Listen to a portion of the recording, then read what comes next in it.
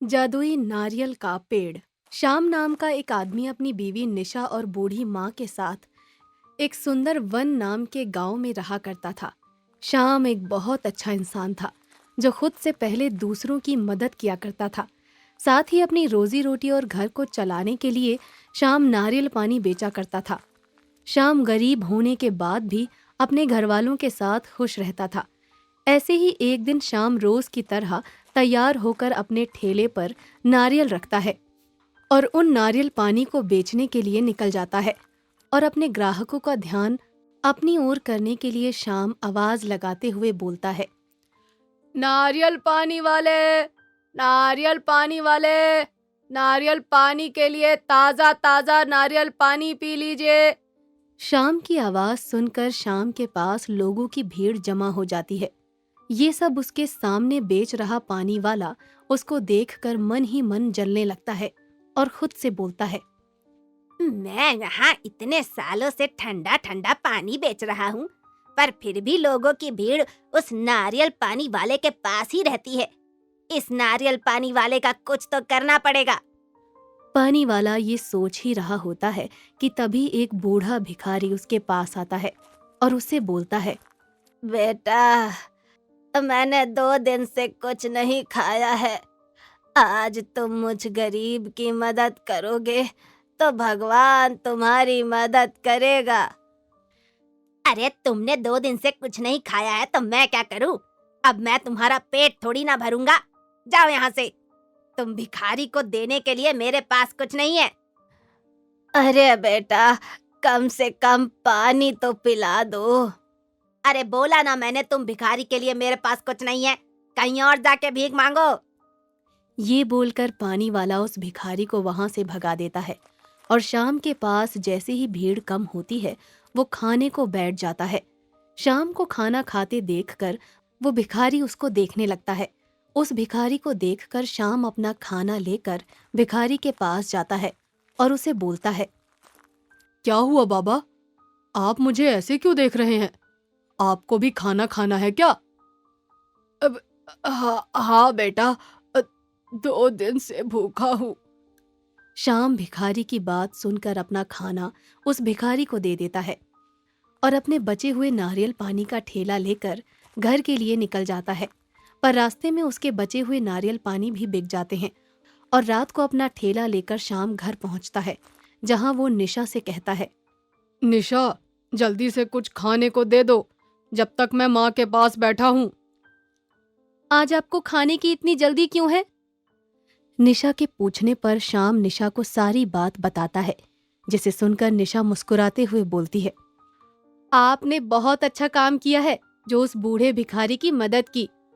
अच्छा, आप माँ जी से बात करो, जब तक मैं जल्दी से आपके लिए खाना बना देती हूँ। ये बोलकर निशा खाना बनाने के लिए चली जाती है और शाम अपनी माँ के पास बैठकर रोज की तरह अपने दिन का सारा हाल समाचार बताता है और अपनी माँ के साथ बैठकर कुछ देर गपशप करने लगता है और जोर जोर से हंसने लगता है। उसकी हंसी की आवाज उसके पड़ोसी के कान में जाती है और पानी वाला बाहर आकर शाम को हंसता देखता है और उसकी हंसी देखकर पानी वाला खुद से कहता है, गरीब होने के बाद भी शाम खुश रहता है। और तो और, अब मेरी दुकान से ज्यादा इसके ठेले पर भीड़ रहती है। क्या करूं कि इसकी हंसी आंसू में बदल जाए। ये सोचकर शाम का पड़ोसी घर में चला जाता है और निशा शाम के लिए खाना लेकर आती है। शाम खाना खाकर सो जाता है और हमेशा की तरह अपना नारियल पानी का ठेला लेकर उन्हें बेचने के लिए निकल जाता है और दोपहर तक उसके आधे से ज्यादा नारियल पानी खत्म हो जाते हैं और बाकी के बचे हुए नारियल का पानी बेचने के लिए शाम दूसरी गली में जाता है, जहां उसके सारे नारियल पानी बिक जाते हैं और वहां के आसपास के लोग शाम से कहते हैं, अरे भाई साहब, आप रोज शाम को हमारे यहाँ पर एक नारियल पानी दे जाया करिए। अरे भाई साहब, आप रोज शाम को हमारे घर में एक नारियल पानी दे जाया करिए। जी बहन जी, मैं आपसे रोज शाम को आपके घर पर नारियल पानी दे जाया करूंगा। ये बोलकर शाम वहां से चला जाता है। घर जाकर सारी बात अपनी माँ को बताता है, पर ये बात उसका पड़ोसी सुन लेता है और खुद से कहता है, मैं उसके सारे नारियल पानी और ठेले को चुरा लेता हूँ। ताकि कल ये नारियल पानी ही ना बेच सके। ये बोलकर शाम का पड़ोसी उसके सारे नारियल और ठेले चुरा लेता है। अगले दिन जब शाम की आंख खुलती है तो वो अपने नारियल को ना देखकर हैरान हो जाता है और निशा को बुलाता है। निशा भी नारियल और ठेले को बाहर ना देखकर शाम से रोते हुए कहती है, आप कल ही तो नारियल लेकर आए थे और सारे नारियल चोरी हो गए। अब पैसे भी नहीं है जो आप अपना नया नारियल और ठेला खरीद सके। जो होना था वो हो गया निशा, तुम चिंता मत करो। मैं आज बाहर जाकर दूसरा काम देख लेता हूँ, कोई ना कोई रास्ता जरूर निकल जाएगा।